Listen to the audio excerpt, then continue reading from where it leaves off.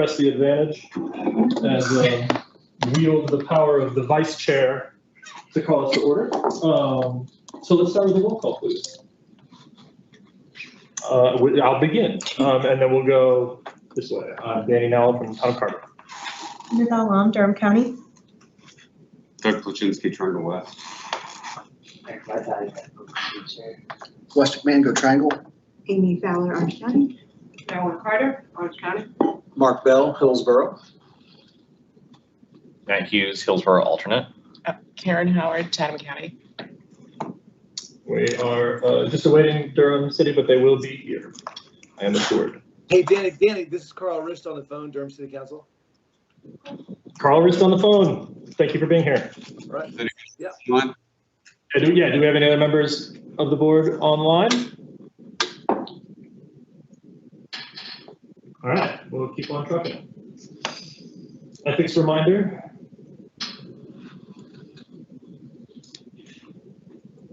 Everybody reminded? You are reminded to have ethics? I think everyone is compliant right now with having their forms in, so thank you very much for taking care of that.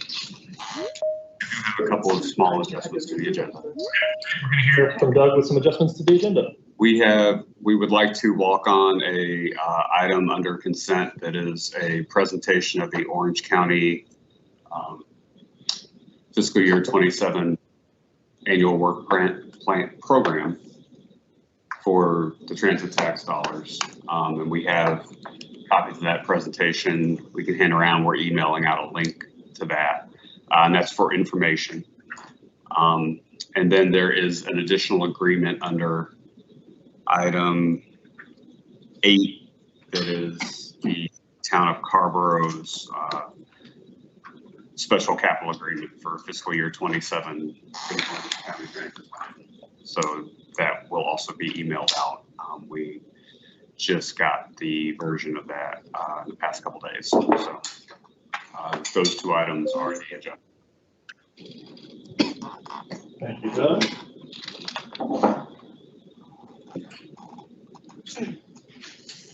Do we have any members of the public signed up to speak?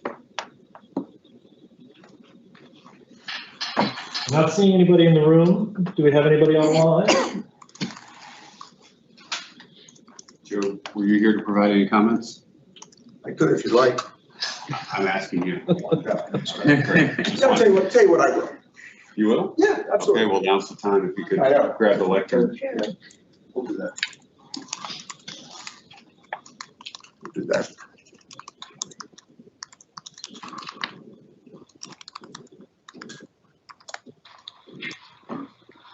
Good afternoon, Joe Milazzo, RTA, Worcester Regional Business Community on Transportation. So two small things. One is to thank the members of Triangle West for the continued service to the market. Two, to let you know we have endorsed our new business plan for the new year, 2027. It's available. Let's get moving down there. Last priorities, focus on some specific areas of interest through this market, through this half of the triangle, for the focuses on materials for you to set. Ongoing work on multimodal improvements, including the airport. We look forward to seeing the market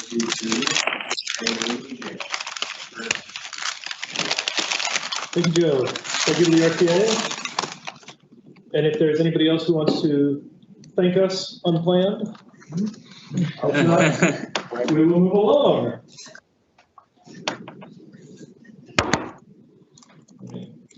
Scroll to the appropriate. All right, that brings us to reports from the TPO staff. Do not have anything additional to add to the report. Oh, wait, I do have something. I'm sorry. I would like to welcome a new staff member. Ms. Jane Langston joins us after a long and distinguished career in public service. And she's not done. She has a very long time still left with us. So I'd like to introduce her. She'll be taking on the administrative functions to support us, reporting, compliance, procurement, those sorts of things. Jane, if you'd like to say a word about yourself. Yeah, I grew up in Wilson, went to school at UNC, and have worked at Triangle J in previous years, and then worked at the Department of Commerce. And I'm back here at Triangle West, and I'm glad to be here. Been very impressed with Jane and every interaction I've had the first week. She's very, very well. That's wonderful news. That moves us to the report from the TPO board chair. I will just quickly gloss. I do expect Chair Caballero might add to this, but in the interest of her time and ours, I believe the substance of what she would report on is that we have named a subcommittee to move forward the memorandum of understanding arrangement. I have spoken to not all of you, but most of you about this subcommittee. And Chair Caballero, I'm only just now talking about the subcommittee. Okay. So if I miss anything, this is your report. I'm happy to have you finish. So we have named to that, and I'm sorry that I haven't gotten a chance to call everybody with the final composition, but in the interest of balance and different representation interests from municipalities, we've named Karen Howard from Chatham County, Carl Rist from Durham City, Mark Bell from the town of Hillsborough, and Sally Green from Go Triangle.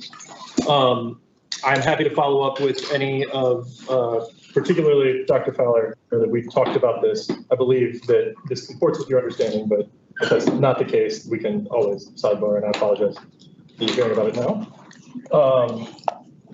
So they will bring a report to us at our November 17th board meeting, detailing their recommended response to the discussion we had in April concerning our governance structure. As you know, we put quite a bit of discussion into balancing the votes and financial contributions of our members in a way that we think sets us up best for success over the future. What I want to say about this is that I really appreciate the service of the subcommittee, and also that this will be a robust full board discussion in any case. This is a pretty critical issue.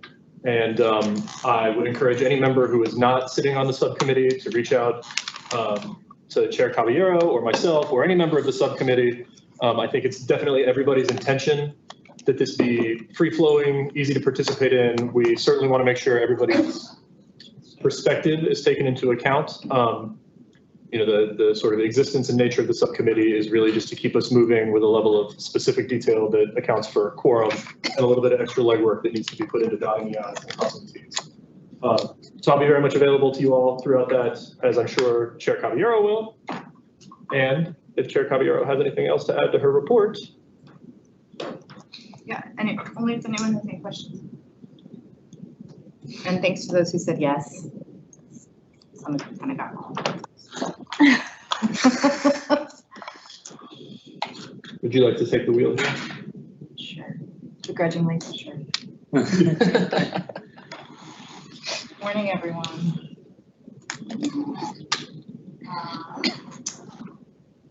Hold on, sorry.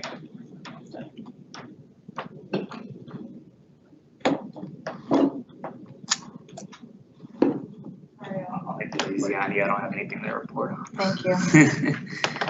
Next up are our NCDOT reports. Doug, did you already do your? Yes. Okay.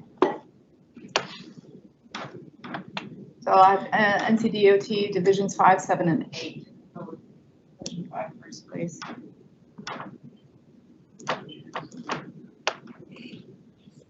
Is there anyone on from Division 5? Doesn't look like it. Okay, then Division 7. Good morning. Good morning, General Copy here. I don't have a lot to update on our project update report. I'll just mention again that items in red are what have changed since last report. I'd also like to highlight that our last section of our report is the project under construction, and under the comment section, those items in red are what have been updated since the last report as far as construction notes. I would encourage you to read those to get the latest updates on where our projects stand under construction. One project that you might be interested in is the I-40 widening project. That project is still scheduled to be completed during the first quarter of next year. Other than that, I'll just take any questions that you might have. Okay, thank you. I don't see any questions. Division 8. Thank you.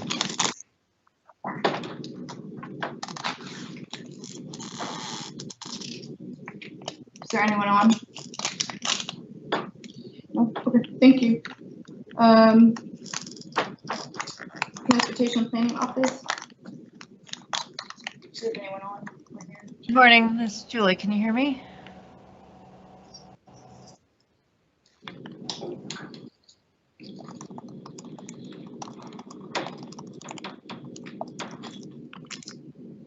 Good morning.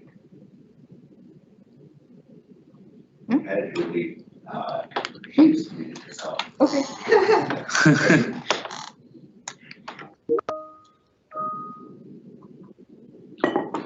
Should we move on? We got Lisa Mathis on. yeah.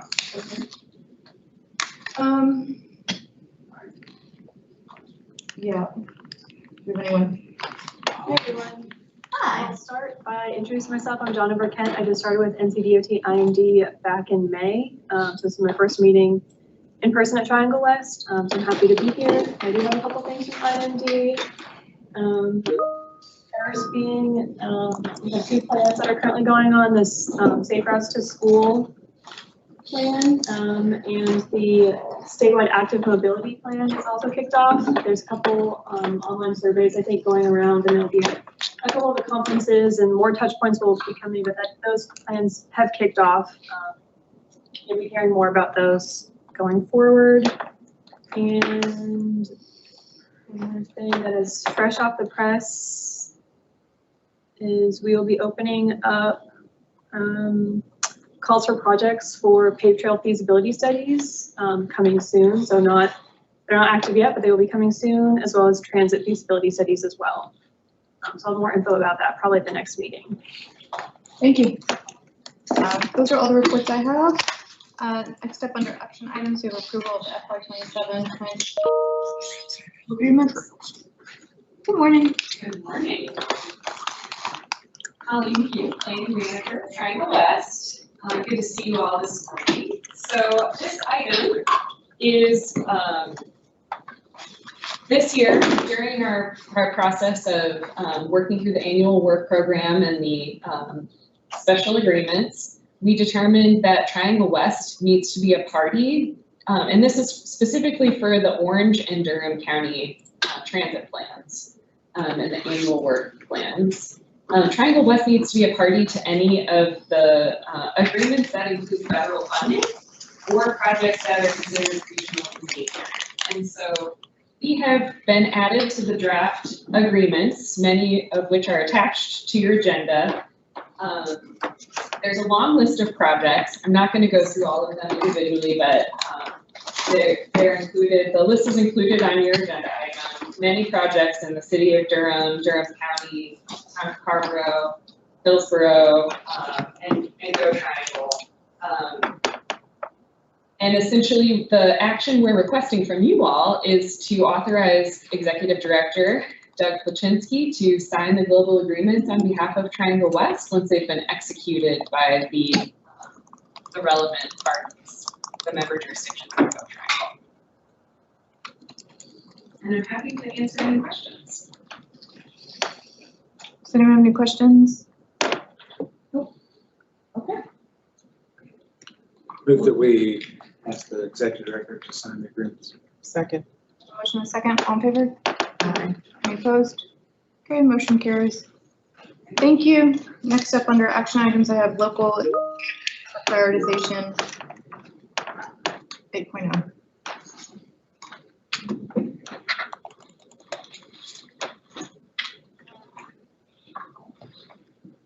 Good morning. Everyone, we call our audition for this first spot.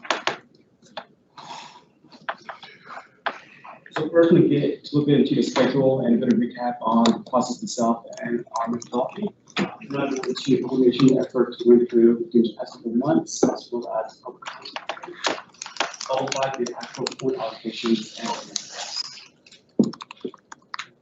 so we are very close to the end here. We're at this very last one up here for the usual points.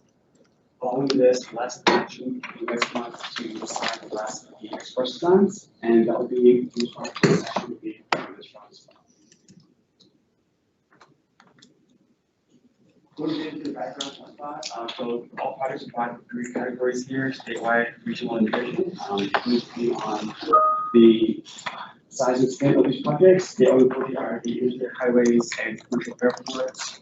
Regional projects are the ones across county boundaries, and division needs are the local projects. And right now, we are for both regional and division.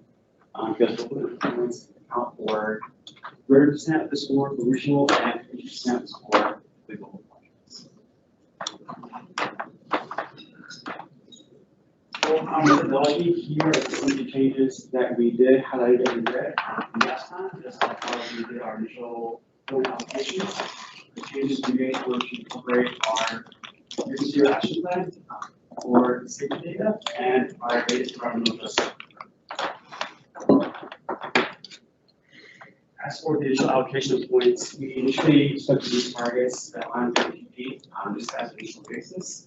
But there are deviations to these for some reasons, whether it's local priorities, how high score, or simply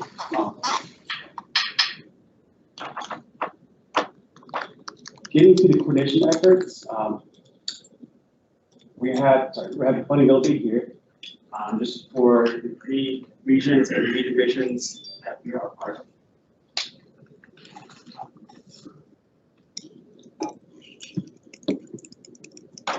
This overview of our coordination. So as I mentioned before, coordination includes 50% of the local scores for division needs and 30% of the regional project scores.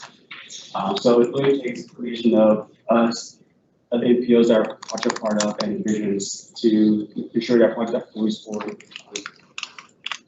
So we consulted previous subcommittee, our institution divisions, and also the review agencies. This will go over any local priorities and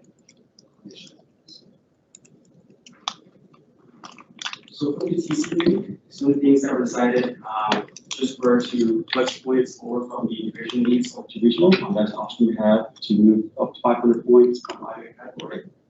We did this just to take advantage of the funding availability. We are not really expecting to be funding at very well.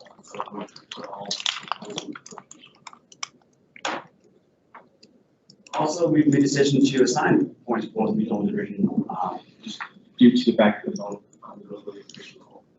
our efforts. Into coordination with other agencies, here are just listing projects that we anticipate receiving full points as a result of coordination in these 3 areas: TPO, Currituck, and Quarantine Grant. And this next slide just highlights some of the point donations going back and forth that is possible. Do you want to know one change from what the TC meeting? At that TC meeting, we did that we will be donating 92 points to Campbell for our 3 will consider DRT. Ultimately, the TC decided not to recognize that and not to put the recognition due to the potential that the other DRT project that also comes to this one might not go through, and this project that has more go good. So that was the TC rejecting that. Since that meeting, we received follow-up requests from Tampa to add donation to points to these points to make a whole. And so just in the interest of putting donations, we asked you to set these points for this. And I was just going to follow up. Also, the projects are scored; they cannot arbitrarily jump each other. So if all the projects have all of the local input points maxed out on them, the order doesn't change. So the longer BRT proposal would still score the highest. It's for better than this one. Yeah. Could you just clarify that? Because this is something that Alan and I talked about yesterday. because it's my understanding that we can also not accept donated points if we want to. Is that clear? Is that true? Just to clarify? That is Okay. a decision the board can make. Okay, because I know there was concern that the one that's the second one, that it could negatively impact the top scoring one, which honestly, benefits more of our MPO, TPO. And that honestly, the second BRT project, not much of Durham will actually be in that. Mostly it's going to be RTP going to Triangle Town Center, going to Wake County, which, Sure. So. I had a meeting with Chris Lucasino from Campo. Yeah. We worked through the process from here going forward. We determined that it's unlikely that either of them will be funded in this round of spot because of the higher scores on non-highway projects, including a passenger rail service in the western part of the state and a lot of the airport and ferry projects that rank higher than these. And additionally, once the scores are set, there's really, it's set forth in the law in the process. It's not, there's nobody that can just move a project up or down. The scores becomes the score. So we're very confident that the order will remain and the project, the longer project from Carborough to Triangle Town Center will be the higher scoring one, and it cannot be leapfrogged. I also just have like a process related question, like Campo adding, because we took our points away from it, and then they went and added points to it anyway. Like, was there communication between us about that? Like, they were always donating the points for the portion that's in us. Yeah. In Durham. So they have to kind of proffer that to, and I think that was always the option, was to accept their points or not. It wasn't us adding additional of our points to it. so you feel okay about the communication around it all? I do. Okay. Go ahead. I just have a question. Who is KTRPO? Our regional organization. The RPO right to north of us. Is it Kerr, like K? Okay, or, okay, Okay. got it. Kerr Tar, okay. Yeah, their person in Granville bands. Any other questions? Okay. So I need a motion in a second. Oh, not quite. Okay. I was like, okay, let's keep going. So here's what commentary. Here is the staff result that went out, and here is the code for the interactive work, just so we see where people were able to put images on the maps of codes.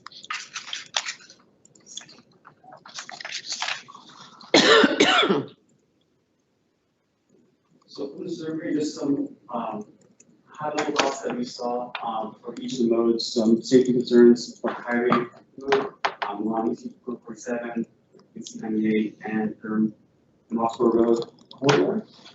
Also some speed on the downtown loop, and also the question Mossborough corridor. For transit, we saw our usual support for BRT, and we thoughts, comments, suggestions for route alignments, as well as any comments calling for highway spending. Within the rail category, we saw support for grade separations and for safety, as well as support for a second main track and wider bridges. Within bicycle pedestrian category, we saw our support for physical freeways and bicycle pedestrians all across the area. And getting to the point allocations, I'm just going to go to the changes that were made. So points were removed from the route to headway reduction just due to it not being a local priority.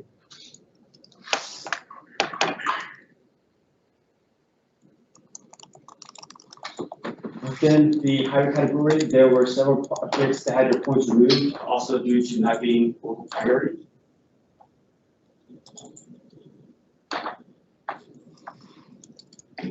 issue with side project on the old NC 10.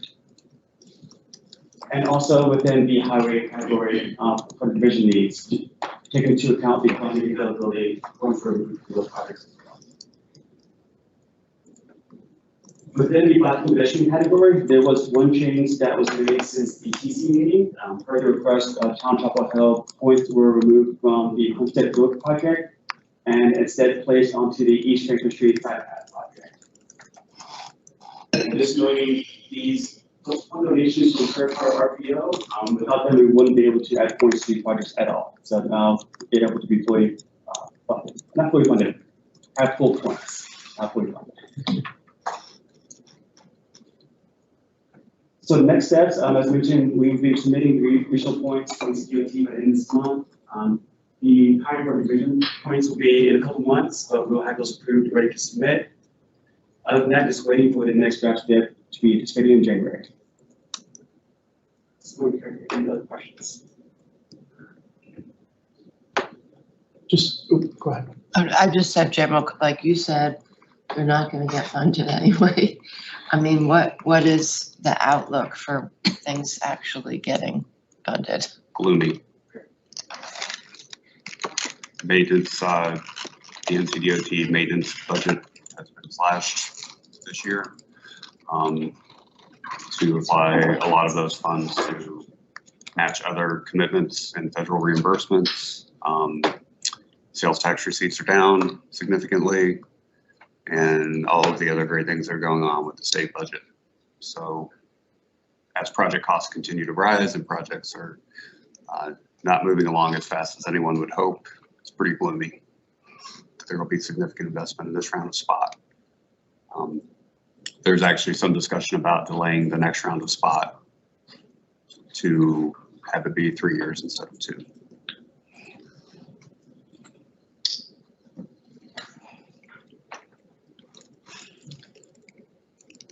Woof. I had a couple clarifying questions. Can you go back to the local points, a couple more back to this slide? These are strictly our points, or are these the total including traded points here on this slide? Strictly our points. Okay, so just to clarify, we are donating points to Campo for the RTP to Triangle Town Center project, and this slide reflects just our points. These are our own points. They are adding their 8 points to us. Backwards, yeah. Okay, great. Can you go back to the donated points slide that we're sharing there with?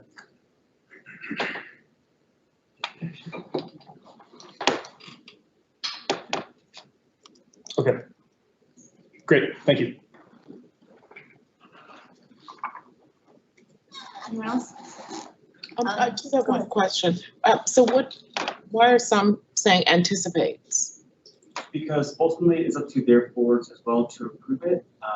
And additionally, for the bicycle and pedestrian projects, we are good ahead with the bridge needs. Not all other agencies are also assigning their bridge needs points. So while we're working with staff and they anticipate, it's not confirmed until their board with needs. And when does that have to be? For the division needs, I heard the will be until later this year, November, December. That's when once you do the spot office.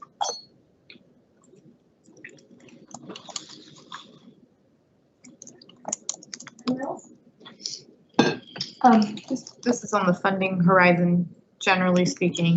Can you clarify more about like reimbursement piece of it? Some federal reimbursements? Particularly for disaster recovery in the western part of the state, there is a requirement that the state match 10 or 20%, depending on the funding classification. While the legislature identified that there would be money set aside to do that, they didn't create new money to do it. Okay. So it's pulling other state So resources. this is still all very like clean. That is driving a lot of the. Okay, I just want to understand if that was still which makes complete sense. But essentially we know something is very, very expensive to fix, and then we just haven't added more to the pie. When I mean the General Assembly. Is that essentially what's happening? And then it's just trickling down to everything else? That's a big, yes. Okay. That is a major I mean, I know there's driver of other things, problems. but I think it's important to say it as plainly as possible, so that folks really understand what's happening across the state. Okay. Anyone? Okay. Could I please get a motion to adopt the LIP assignment for submittal to NCDOT as presented and direct staff to maximize coordination with division engineers, which may result in point adjustments with chair approval? So moved. Second. I have a motion and a second. All in favor? Aye. Okay. Carries, thank you. It's Fowler and now. Okay, I can start doing that if you would like me to. It helps for the transcription. No, that's Thank great. you. I can do Yeah. that. That's fine.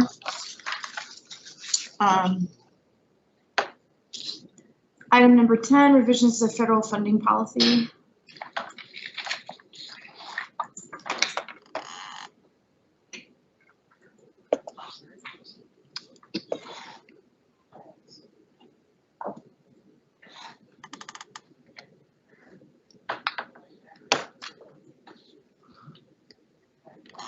Sorry, guys.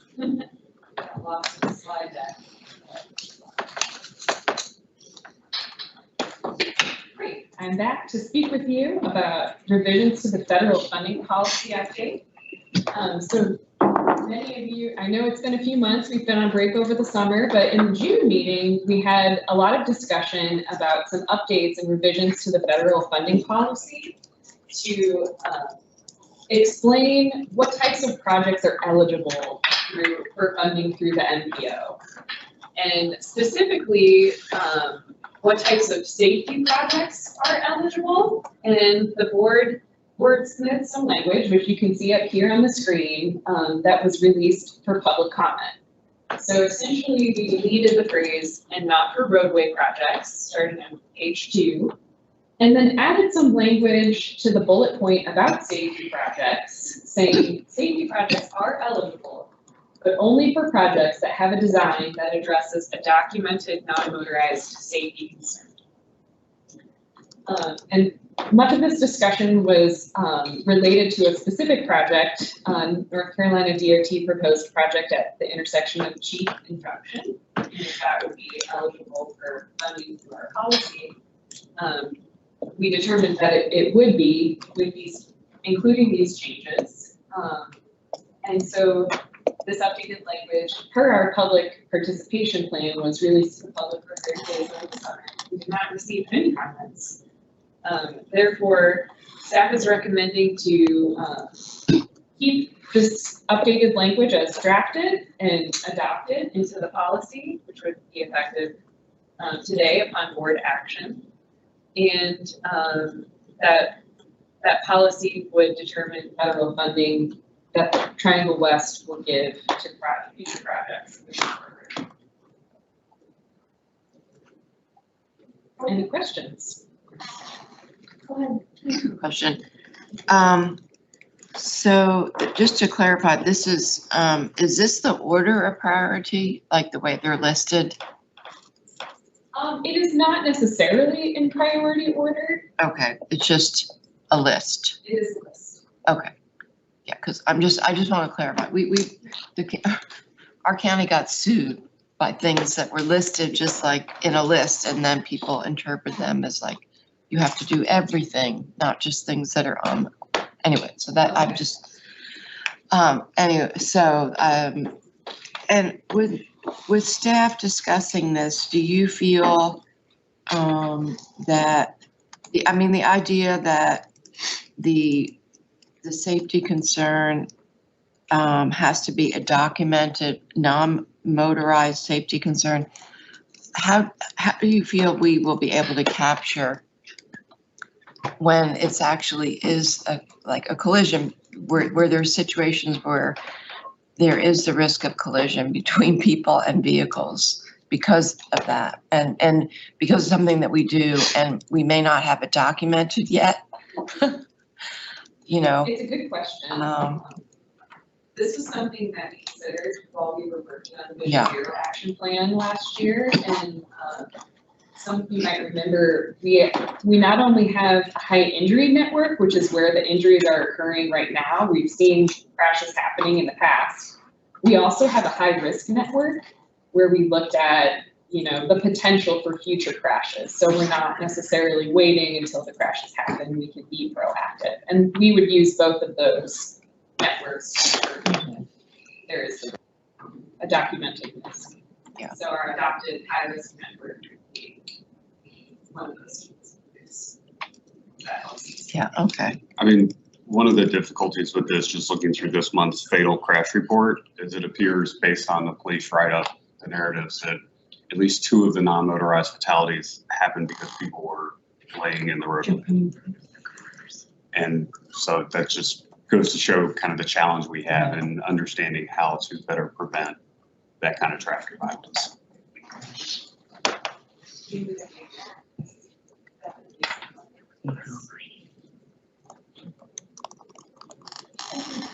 Anybody else? Okay. Report action is to adopt the update of the federal funding policy. Motion to approve. Second.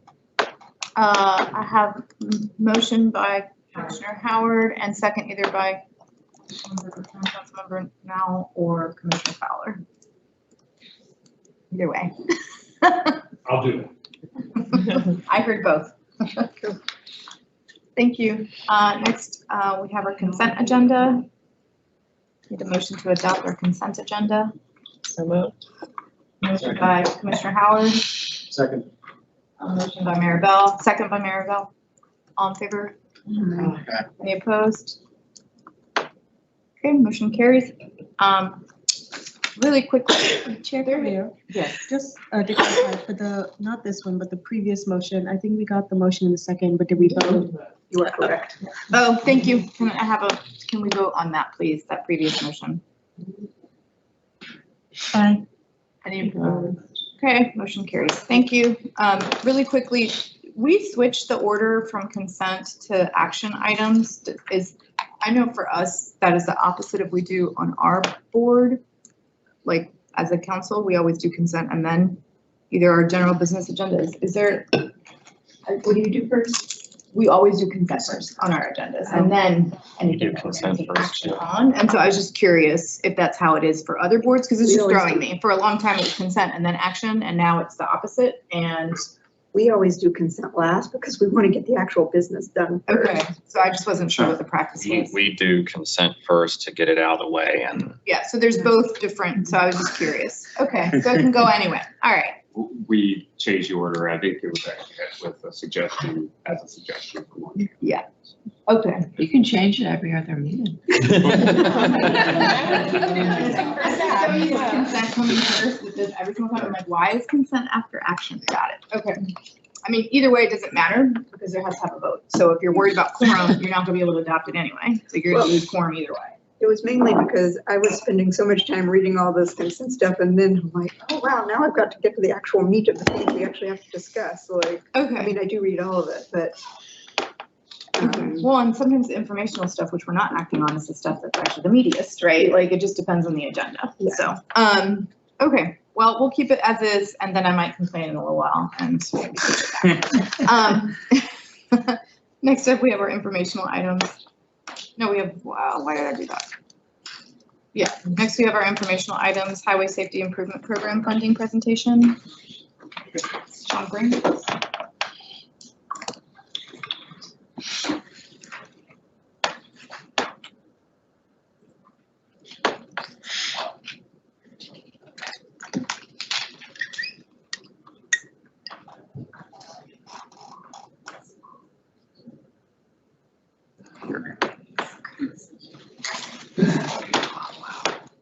Good morning. All right, good morning, y'all. John Grant, Central Regional Field Operations Engineer.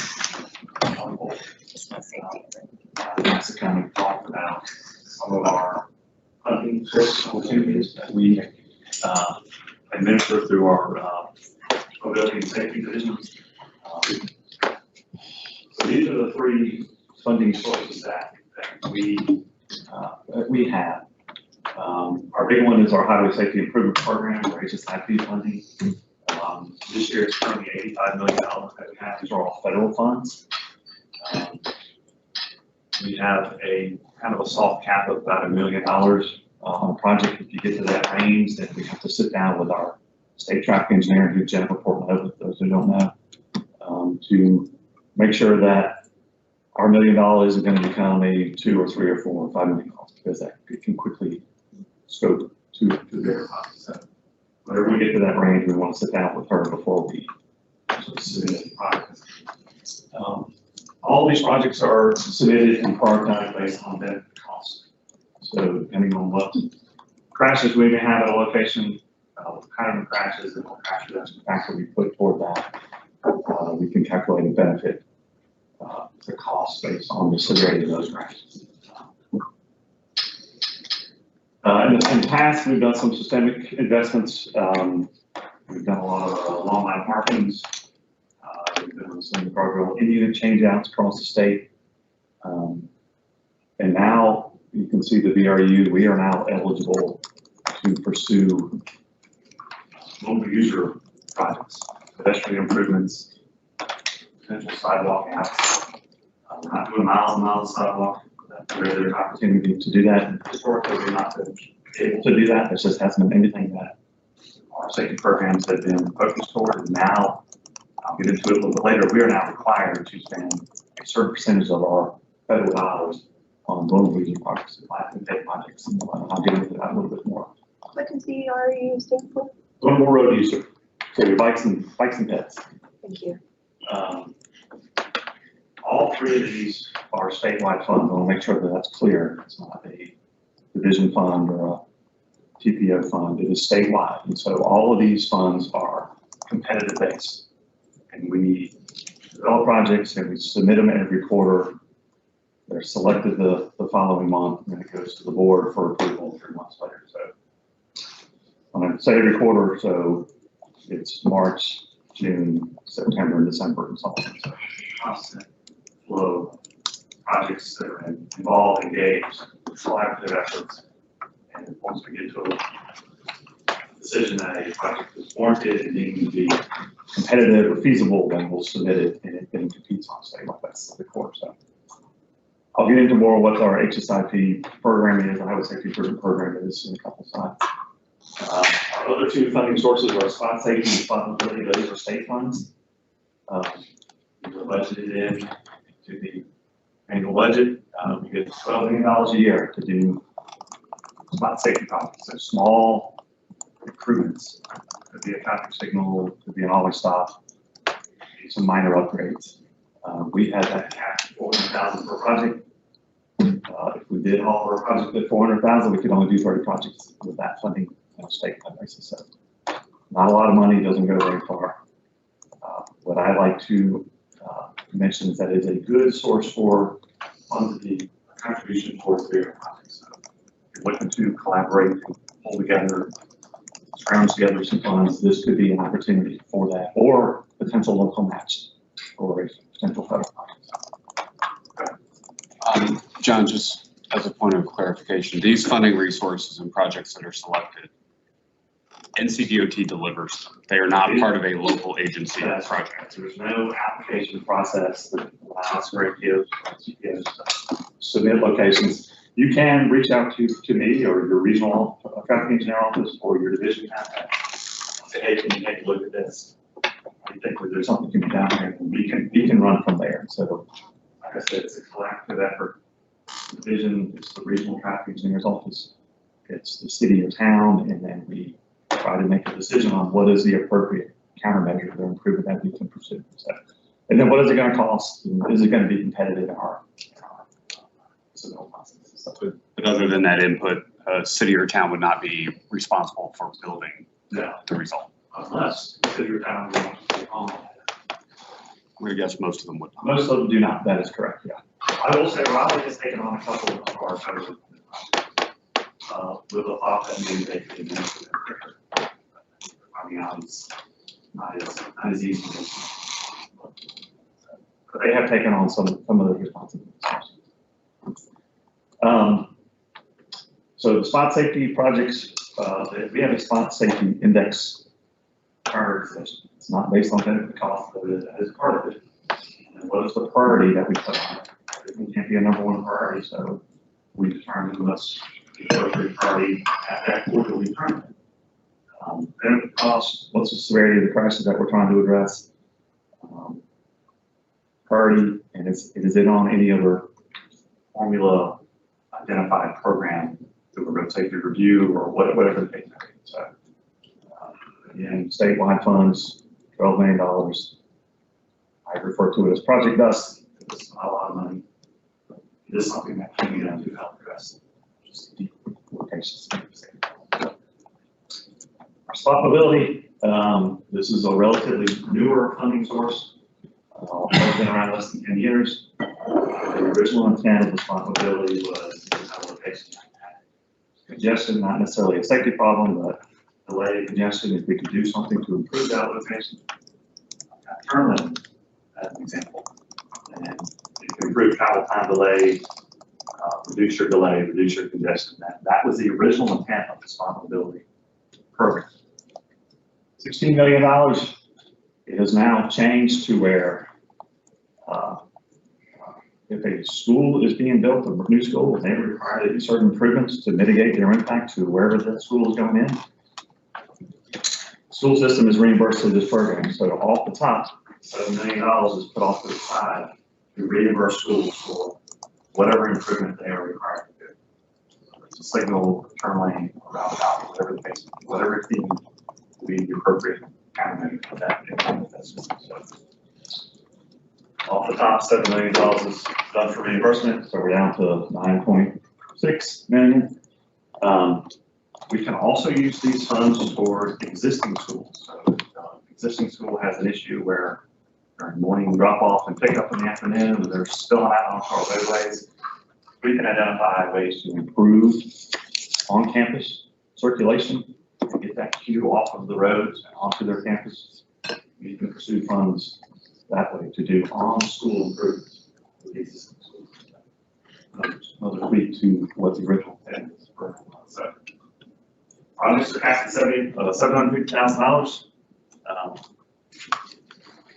Again, state fund, it could be a local match. Just mentioned Chief Conjunction. Responsibility funds are contributions for that bigger project. You put in $500,000 for that project for these funds. It can be a part of a bigger project. So you know, all 100% of it.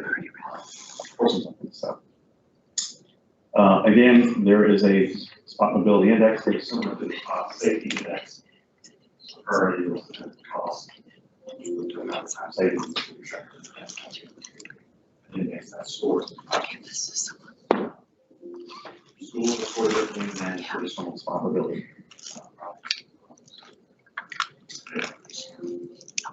We administer and we build projects. I'll make sure that was clear. I think there was some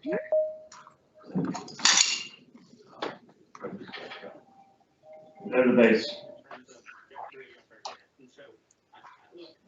If folks want to start talking about Social Security or Medicare, I think that would be that. Of course, it'd be very quick. We can sustain the empowerment for businesses that we have as long as we go back. All we have to do is go back to your tax code. We happen to have Good things in towns or in cities. In towns, anywhere. Could be just a simple signal revision. Current standards. Something simple. Are you all willing to help with sidewalk connectivity around schools that are schools? Oh. The challenge becomes if you're outside of the municipality. Yes, that's. But at least in Durham, there's several that are in city limits that have that problem, so. Yeah, and that's fine. I think. You can do the county ones too, if the city will do an agreement with us and we'll pay you to maintain those That was deemed sidewalks. illegal like a month ago. Anyway, sorry. We've had these Literally, conversations in Hillsborough. So that would be with our federal dollars. Okay. Where it makes sense to fill in sidewalk gaps. Yeah. We are now doing that. We have a way now Is pursuing those funds. Is there a prioritization for schools around safety? Like even compared to, is it all around incidences? You see what I'm saying? Like I know it's vulnerable populations, but. Maybe 2 points to that. So we could do it. We're addressing crash patterns. Very new crash patterns. How do we do that? Historically, we've not been able to do Because not living in a pedestrian, you may have some random nature. If we go to look at locations like Seattle, lacking some crosswalks, lacking some ramps, and lacking a small gap in sidewalk, we're now able to pursue our federal dollars through a systematic way of looking at and scoring those projects. It doesn't have to be benefit costs. That's not part of it. Okay. So how many heads? What's the volume? What's the cross section they're trying to cross our road? What's the ADT? What's the speed? Things like that go into scoring these, and so we have a scoring system to rank these low-beauty projects across the state. Any other questions? Go ahead. Not a question, but I get the notifications on my screen and I'm sure staff's too nice to do it. But apparently our chit chat on the side is distracting folks from being able to hear presenters. So just offering that Suggestion? suggestion. Thank you. Yes. The microphones in here are very sensitive. But the school part of it is all within the bigger bucket. It's not its own standalone piece. If we're talking about doing on-campus improvements, No, I'm saying like when you're talking about safety funding scores, it's all in the same bucket, even if it's adding schools. Or our schools are own it standalone. is, and so if it's school related, it'll get a boost in points. Yeah, that's what I'm trying to say. Like, is there a prioritization? Yeah. Okay. But I guess what I'm trying to say is in my perfect world, we should be prioritizing schools. Absolutely. Is that how it's designed? And this does that. It does Okay. that. I mean, sometimes stuff is counterintuitive, right? So, I would hope that that would, you know, like I can name a high school that has had students hit in front of it in Durham. Seems like it should have better infrastructure for safety. So that's just a question. I agree. Now we have a mechanism. Okay. I'm gonna bother you after this meeting. Oh, thank you. So a little more about our highway safety improvement program. So on the right side, we have our strategic highway safety plan. that Carolina has. We've identified 9 kind of focus areas that they look at. Our highway safety improvement program focuses on 3 of those that are highlighted here in the red box. So main parts are intersections and then pedestrians. So that dictates kind of our funding targets. This is close to where we're seeing our serious and fatal injuries. And so our rural lane department issues, we have roughly 50% of our fatal and serious injuries are occurring there. Our intersections is about 35, and then our pedestrians are about 15. Actually, I think that's more close to 15. These are kind of our targets for funding every quarter. All targets, sometimes we fund more. I think this 2021, our pedestrian related, we've probably been funding closer to 25% of our funds versus 50% that we're not required to spend. So what are those lane departure projects? So look at alignment signage, chevrons, making sure we're in good condition out there on our curvy roads. So lane markings in good condition. With lane departures now, we may have seen that we're implementing some rumble strips, our center line and edge line rumble strips on our rural 2-lane roads in order to attack the best we can with our tools and tools to address those intersections. We've done a lot of all-way stops. If you've been out and about, that's been a program that we've implemented that's been pretty successful on the return. Roundabouts are another thing that we try to do. They can become very expensive, unfortunately, with right-of-way utilities and just the cost of construction. And the intersection improvements, signalization, et cetera, that we look at, try to address that. And like I mentioned before, our pedestrians. So, we're going to do dead ends, crosswalks, high vis, ramps, men blocks, or pedestrian have beacons, whatever it may be, whatever that location is. We now have an opportunity to kind of pursue those funds, where historically it has been a challenge for us to do that. So that's kind of our funding approach to attack our fatal and serious injuries across the state. This is our special rule, the DRU rule, where we have to now spend at least 15% of our federal dollars on head related. So that's just the rule that says that because we're above 50% of fatals for our pedestrians and so. And spend closer to 25% of our funds toward those type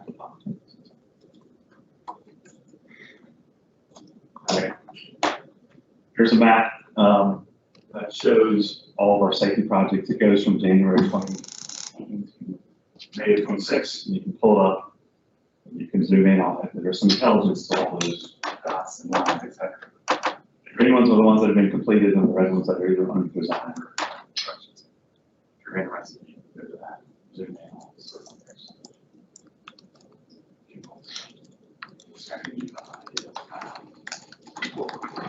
With these limited funds. Okay. It's me in the middle. I'm over 5'8", 7 and 9. I have 2 regional track engineers, Kyle Power, who's over 5 and 8, and Brian Thomas, who's over 7 and 9. Got ideas or locations, or want to talk to me after the meeting? Give you an idea of locations if you want us to look at it and let us take it from there. Let us do our investigation and let us determine what we think is reasonable and appropriate. And we can potentially pursue projects with these small pots of funds. Any questions? That's it. Great. Questions, comments? Good.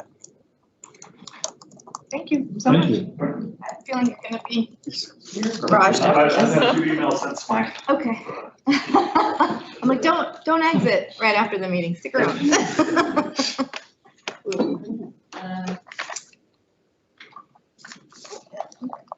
This is a short one. Okay, under item number 18, we have recent news articles and updates.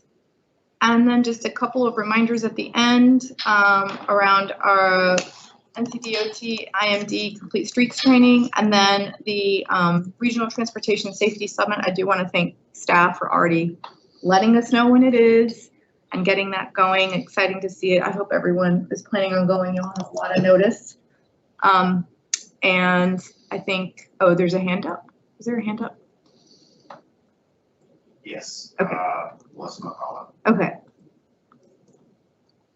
Yeah, I just, I'm sorry to go backwards, but I just wanted to, not to sound like a broken record, but regarding the highway safety and John Grant and the number of deaths that are responsible or that are responsive to highway lane departures.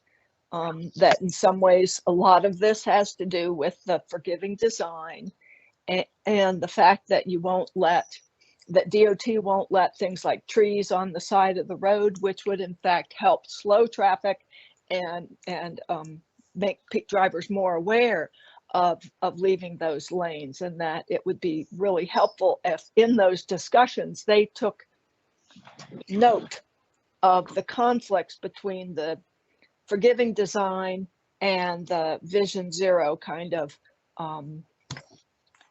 underlying information. Thank you. Thank you.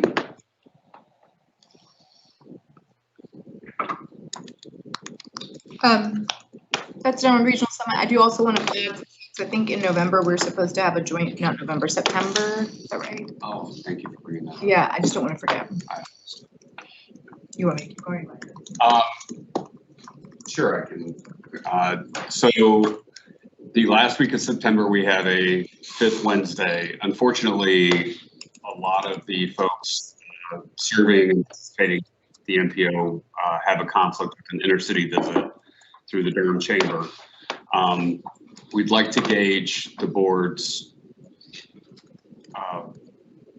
thoughts on having a joint meeting on a replacement date with Campo. Sorry, this year, or postponing to the beginning of calendar 27. No, December does, and that's not happening. No. So, What's the usual cadence? Weren't we doing it twice a year in years past? Yeah, the usual cadence has been whenever there's a 5th Wednesday of the month, we try and have a joint Campo meeting at least twice a year. The April one canceled because there weren't sufficient agenda items. And now the next one is September, whatever that is, October. Looks like the 30th. The 30th, thank you. And that is the intercity visit for Durham. And so many folks, including many electeds, will be in Grand Rapids. not including me. So the question is, it's been flagged for Tampa already. It's just, do we try and find another date this year? Do we punt until early 2027? But the general cadence has been that 5th Wednesday. And we know that, at least I know that how hard it is for folks to get things rescheduled. So if we want to reschedule for this year, maybe we're already too late for it, but it needs to happen sooner than later. And the natural next Wednesday is December, and we're not doing that. Like, I think all things should just be canceled in December and July. That's my opinion. Thank you. Be more European about this. Typically, this meeting would have focused on some of the spot discussions we're having, including assigning points to those items that we've talked about, and sort of an update on some regional priorities. There is nothing business necessary on the September meeting. We certainly can have a productive and informative meeting agenda should we meet this year, but there's nothing mission critical.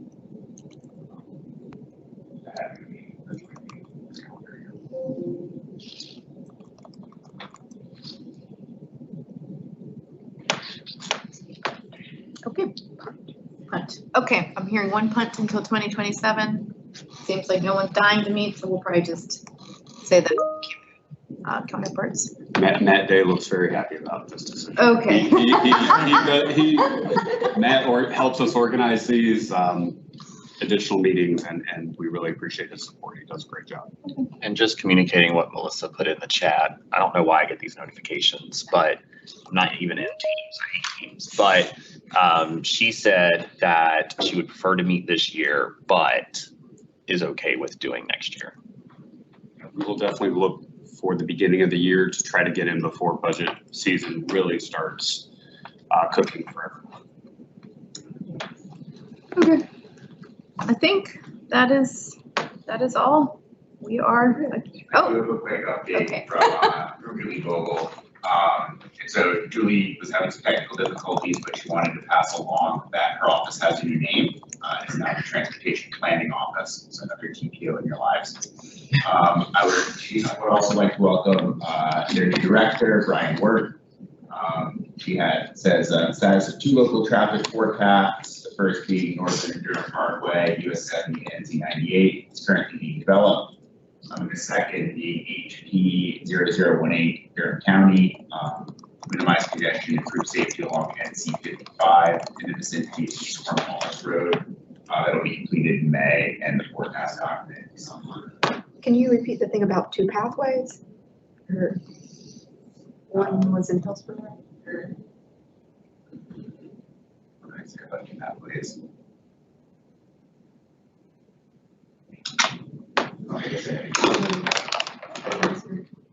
I can show you after.